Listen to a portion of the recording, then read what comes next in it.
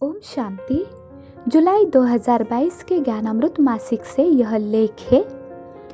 Topic है सर्वप्रिय और प्रभु प्रिय।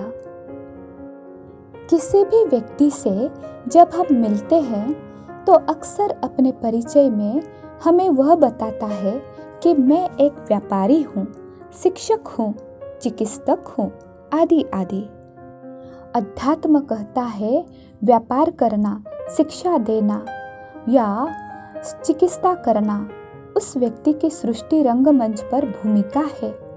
वास्तव में वो एक आत्मा है।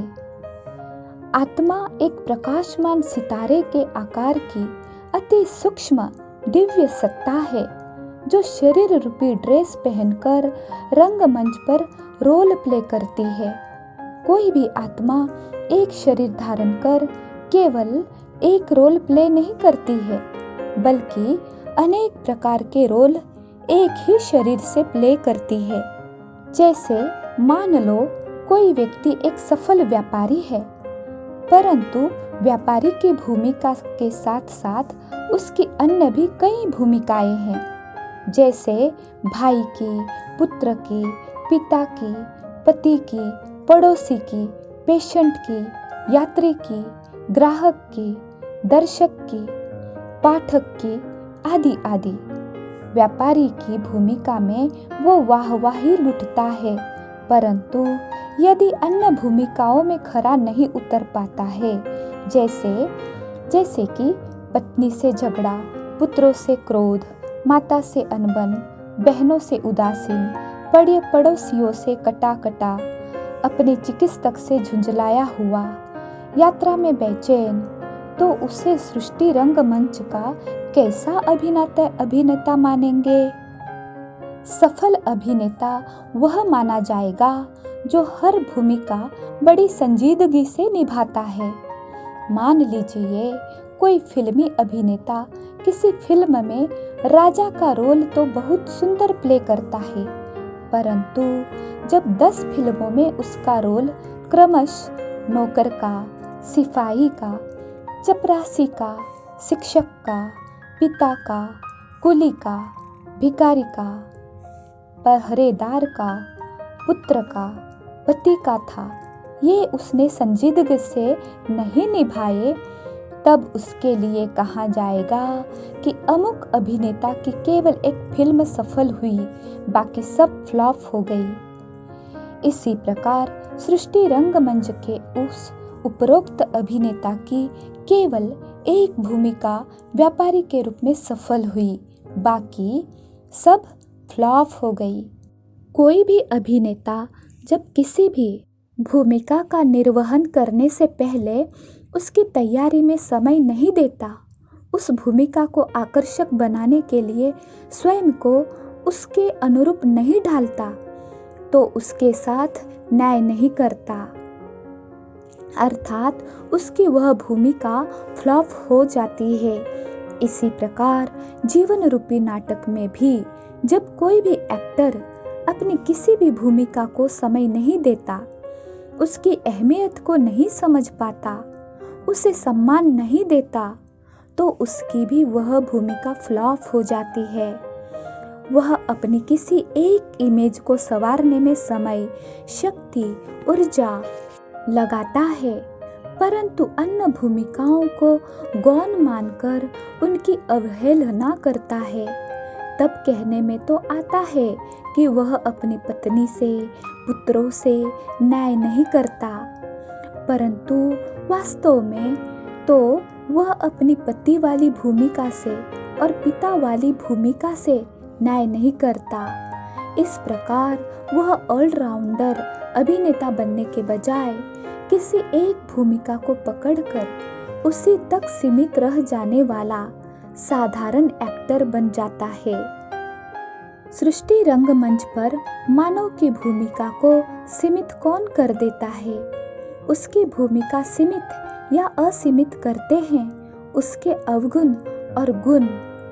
मानव चाहे तो सारी सृष्टि को प्रभावित कर सकने वाली भूमिका भी प्ले कर सकता है और चाहे तो ऐसी भूमिका भी प्ले कर सकता है कि उसके नज़दीकी लोगों पर भी उसका कोई प्रभाव नहीं पड़ता।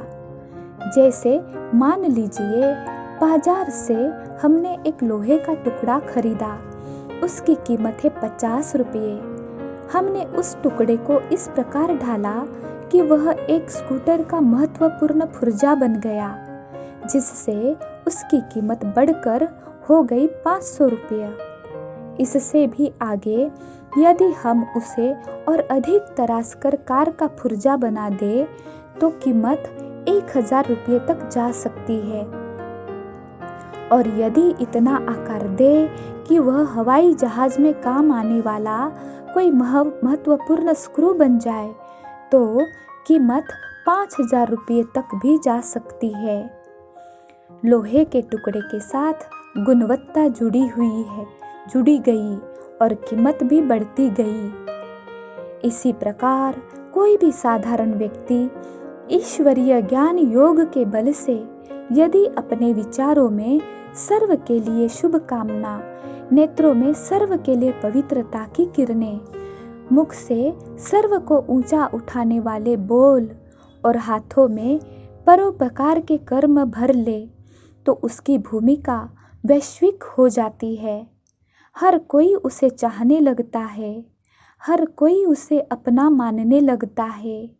वह सर्वप्रिय अर्थात लोकप्रिय के साथ साथ प्रभु प्रिय भी बन जाता है।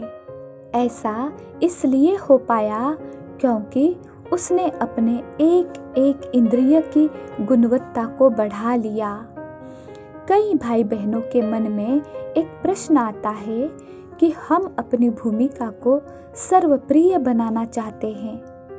परिवार में सबको राजी रखने के साथ साथ समाज देश में भी सबको राजी रखना चाहते हैं, परंतु पता नहीं क्यों हमसे ऐसा चिंतन, बोल और कर्म हो जाता है जो भूमिका फ्लॉप हो जाती है।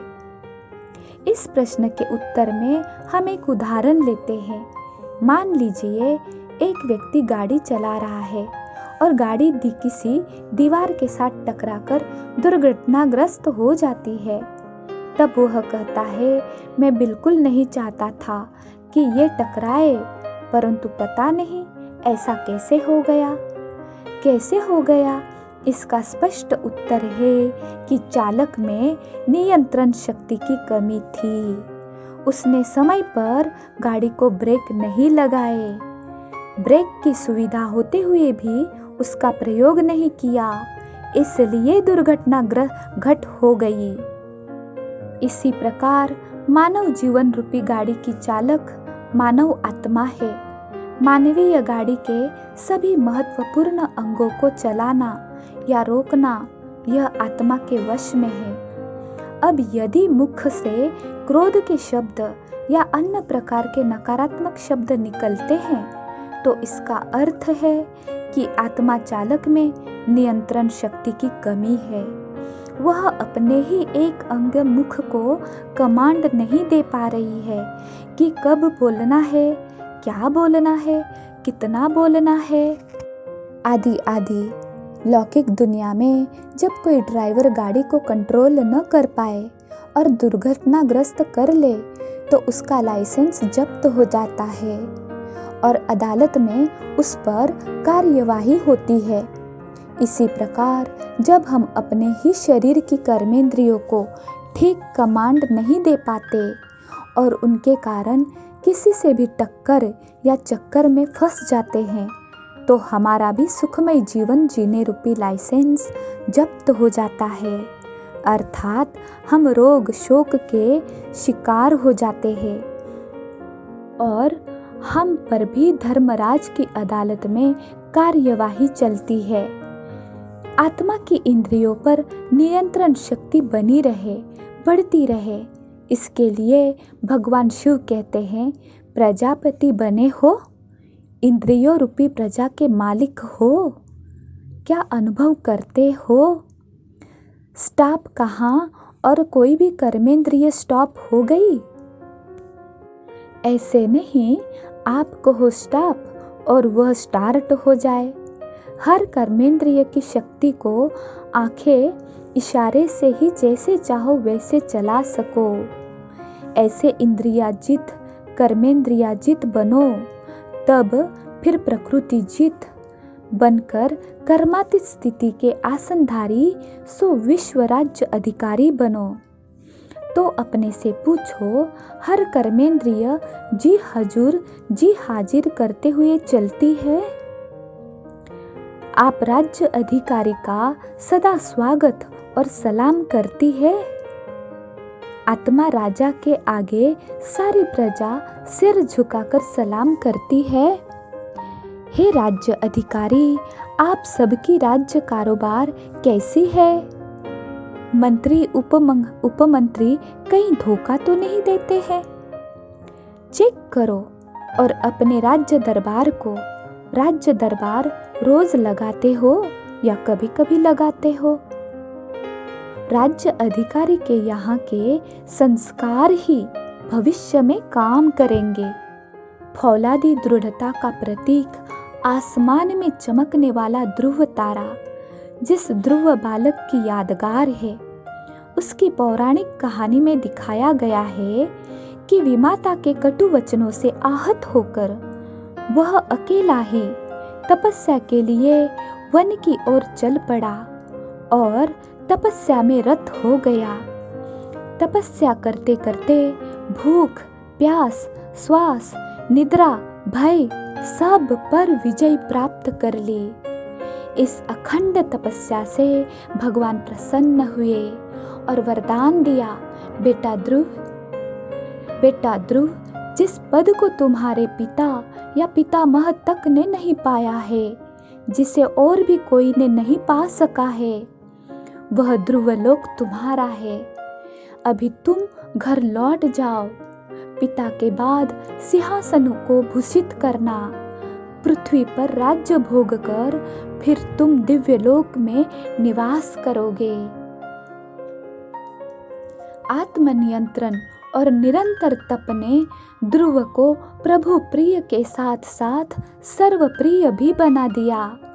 हम सब भी विकारों रूपी विमाता के कटु वारों से आहत हो परमात्मा पिता की अव्यभिचारी याद रूपी तपस्या के पथ पर अग्रसर है।